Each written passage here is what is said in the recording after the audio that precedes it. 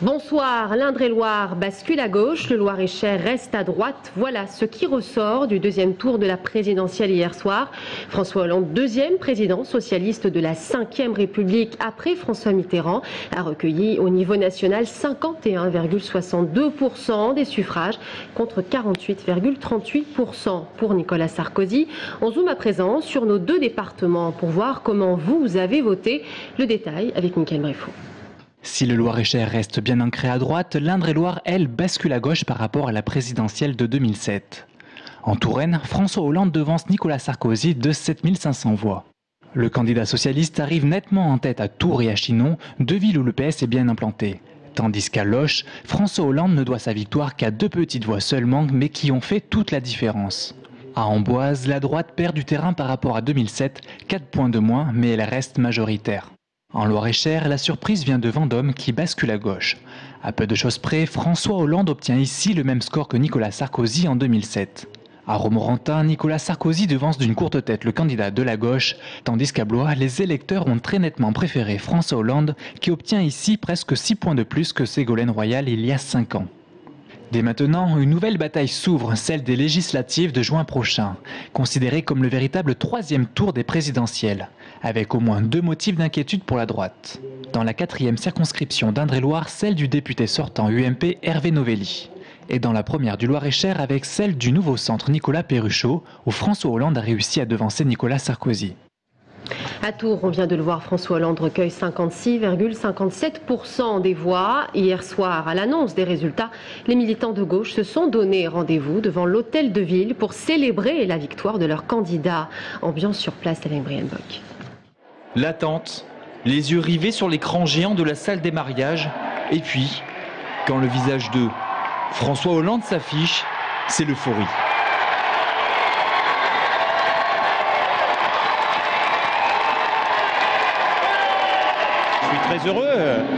Très heureux pour François Hollande qui fait un parcours magnifique. Je suis heureux aussi pour la gauche qui triomphe à ce deuxième tour. Les Tourangeaux laissent éclater leur joie. Drapeau, chant, on retrouve clairement l'ambiance de la victoire. À Tours, François Hollande l'emporte avec 56,5%. Pour certains, cette victoire marque la fin d'un quinquennat. Au revoir Nicolas, au revoir Carla. C'est génial quoi, enfin je veux dire on l'a viré, il est parti. C'est une bonne revanche contre Sarkozy. Pour d'autres, cette victoire était attendue depuis longtemps, très longtemps. Je ne suis pas si jeune et c'est que la deuxième fois que ça arrive et on est content ce soir. Il était grand temps que la gauche vienne. C'est la victoire que j'attendais. J'ai fait 110 km pour aller voter parce que je ne pouvais pas voter dans la région de l'Indre-et-Loire. La gauche n'avait pas remporté une élection présidentielle depuis 1988, la réélection de François Mitterrand. À 57 ans, François Hollande est ainsi le deuxième président socialiste de la 5e République. C'est fait. Je pense qu'on est très heureux. Vous l'avez vu là, il y a de la ferveur populaire. On disait qu'il n'y en avait pas dans la campagne. Là, il y en a. Il y a une sorte de sentiment de libération parce qu'on a eu peur jusqu'au dernier moment. Ça fait 24 ans qu'on n'avait pas connu ça, une victoire au présidentiel. Place Jean Jaurès devant la mairie. Quelques centaines de personnes se rassemblent. Tourangeau, partisan du Front de gauche et du Parti socialiste, fête la victoire de la gauche. Cette place prend alors un air du 10 mai 1981, lors de l'élection de François Mitterrand. C'est maintenant! Le changement, c'est maintenant! Plus tard dans la nuit, les derniers fêtards dansent. Nous voici rentrés dans une nouvelle ère politique. Pour les réactions à gauche, on salue bien évidemment la victoire du nouveau président de la République, François Hollande. La plupart des élus pensent déjà aux législatives de juin prochain, à l'image de François Bonneau, le président de la région Centre, et de Pierre Commandeur, le président du Modem 37, que nous écouterons juste après Marisol Touraine, la présidente PS du Conseil général d'Indre-et-Loire, qui est pressentie pour être ministre des Affaires sociales. La joie de la victoire d'hier est toujours là, bien sûr. C'est un grand moment pour François Hollande et pour tous ceux qui ont soutenu et accompagné sa candidature. C'est une joie qui s'accompagne d'une certaine gravité parce que nous savons bien que la France est dans une situation difficile, que les attentes sont très fortes.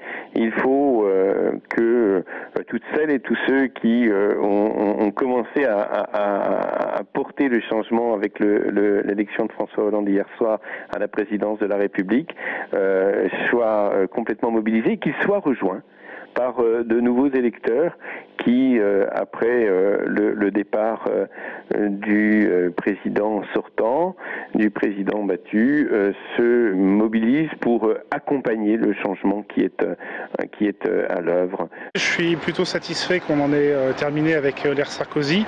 J'espère qu'on en a bien terminé avec l'ère des divisions et de l'opposition des Français. C'est le premier point. Bien sûr, j'aurais souhaité que ce soit plutôt François Bayrou que François Hollande qui soit élu. Bon, c'est quand même une bonne chose de faite.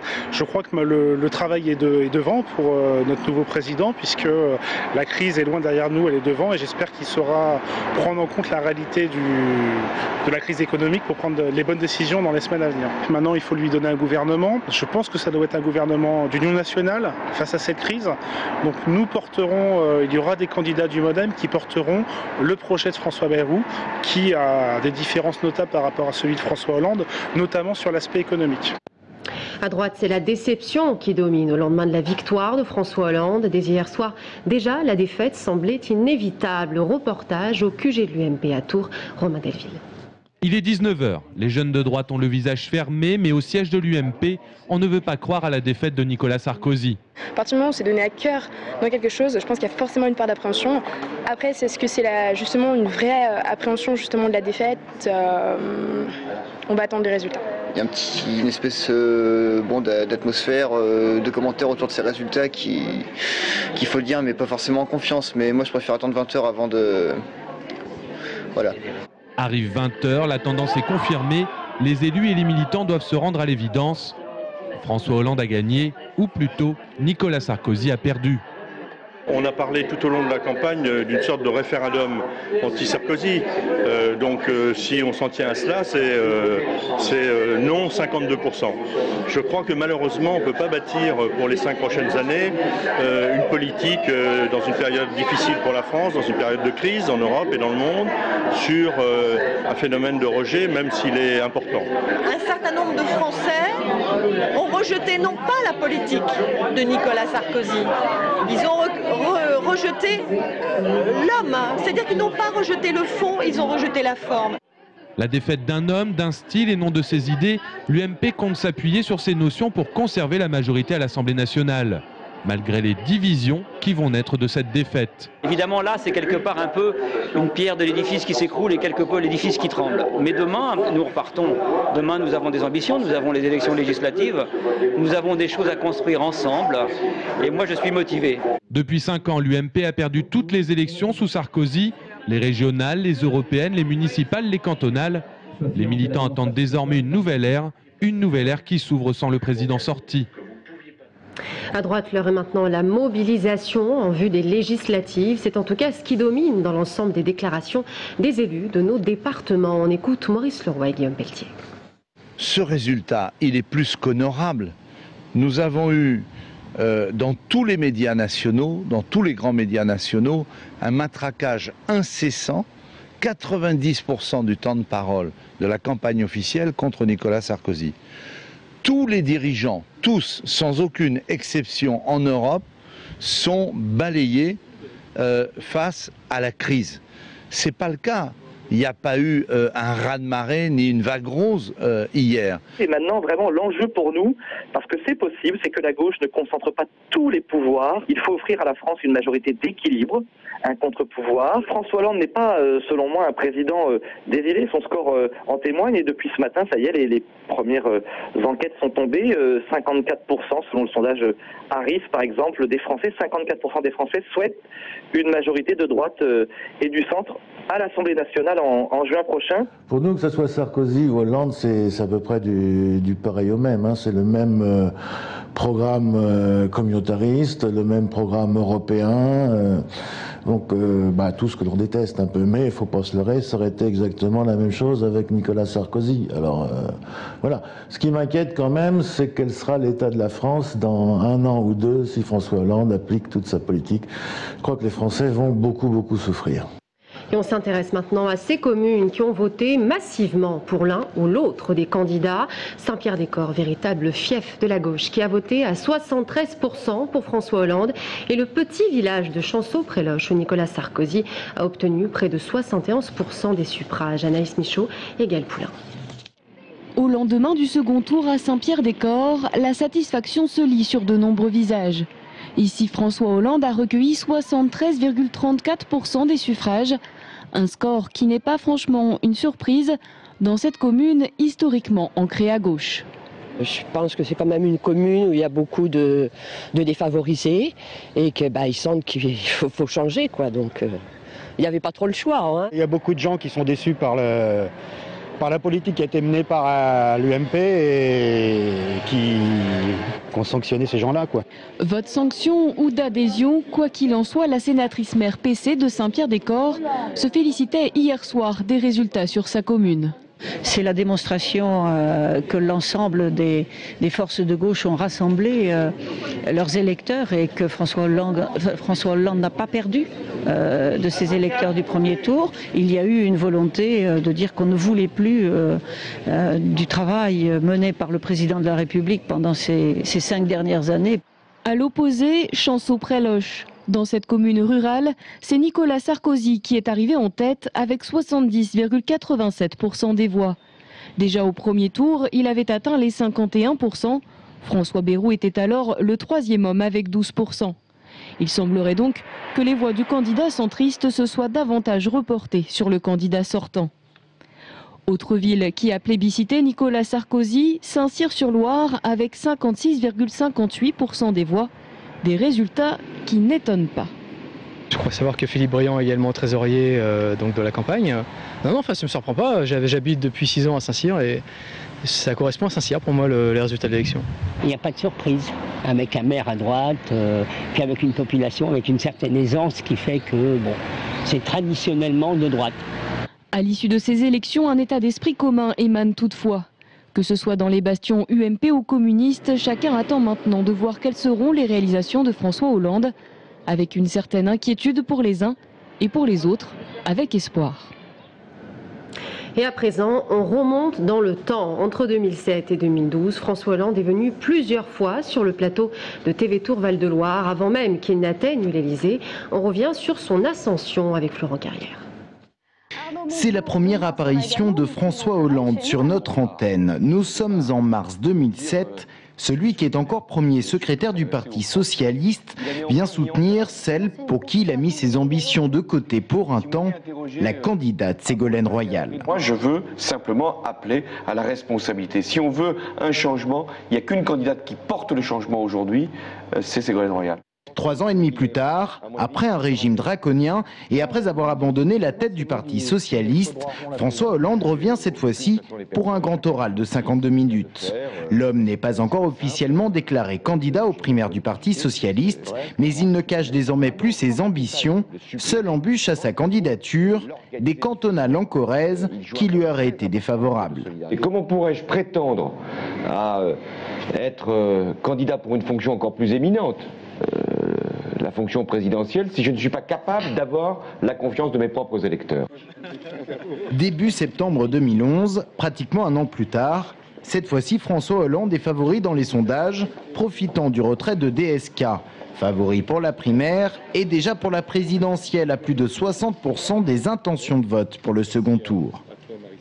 Je ne crois pas que ça va se jouer 59-41 en mai 2012. Ça sera comme toujours 52, 53, 48, 47. 3 avril 2012, l'homme s'est présidentialisé. À Tours, il tient meeting à l'extérieur du château. La confiance est là, mais la dynamique l'a perdue pour un temps. L'émergence de Jean-Luc Mélenchon l'oblige à jouer les fins tacticiens, à gauche, mais pas trop. Pourquoi il ne veut pas en parler? Je dois être sérieusement de gauche, c'est-à-dire à gauche, mais aussi une gauche qui a le sérieux nécessaire, parce qu'elle ne doit pas décevoir. Nous aurons à faire des efforts. J'ai dit les domaines dans lesquels les priorités seront posées, l'éducation, la sécurité, la justice. Dans les autres domaines, nous aurons à faire des économies. 2007-2012, 5 années durant lesquelles François Hollande s'est forgé son destin présidentiel. Pour ses proches, l'homme est resté et restera identique, c'est-à-dire normal, à l'exception près que désormais, il est le président de la République. Et dans un instant, Jean Germain, le sénateur maire PS de la ville de Tours, nous rejoindra sur ce plateau. Le maire qui était présent justement à l'inauguration de la foire de Tours. Ça s'est passé samedi matin, vous le voyez, de nombreux élus étaient sur place pour accompagner Jean Germain.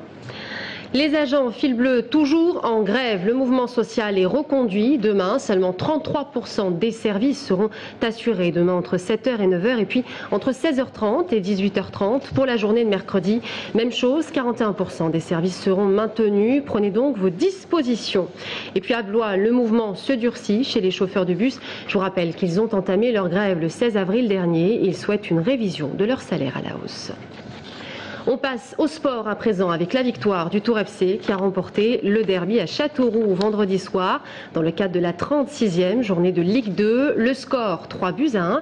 Débrief avec Romain Delville. Peu d'éclairs en première période, le match est plaisant mais les actions pas tranchantes. Alors le TFC est bien heureux d'ouvrir le score à la 5e minute par l'intermédiaire de Jérémy Blaillac. Ancien de Châteauroux, l'attaquant des Bleus qui joue en jaune marque à Gaston Petit son 8e but de la saison. En seconde mi-temps, plus de vie, plus d'envie des deux côtés et donc plus d'engagement. 69e minute, dégagement de Vincent Fernandez, relais de Dupuis et c'est Claudio Beauvu qui s'en va tromper Benjamin Leroy. Comme quoi, ça paraît simple de marquer des buts. Autre exemple à la 75e, Meïté écarte sur l'aile gauche Kevin Lejeune, un centre et Diego trouve le petit filet. Le Brésilien rentré 10 minutes plus tôt va remettre le couvert à la 92e en profitant d'une passe mal calibrée de Dohain. Diego marque son 9e but, un but qui est aussi le 50e encaissé par la Berry cette saison. Ce 3e but est anecdotique, je crois qu'on n'a pas produit du jeu, on ne s'est pas lâché, on a couru après le ballon, voilà, donc c'est logique que l'on perde ce derby. Avec cette victoire, le Tours Football Club conserve sa 6e place, à 3 points du 4e Clermontois, à 6 des 3e Troyens. Si on est à cette place-là, c'est qu'à certains moments de la saison, on a manqué un petit peu de régularité. Et puis bravo aux équipes qui sont devant, qui vont se battre pour monter. Prochaines étapes, 2 matchs contre des mal classés. D'abord la réception du Mans qui a mis 3-0 au champion Bastier. Enfin, un déplacement contre des Messins en ballottage défavorable, très défavorable. Et vendredi, le Tours FC jouera au stade de la Vallée du Cher pour le dernier match à domicile contre le Mans le 19 mai.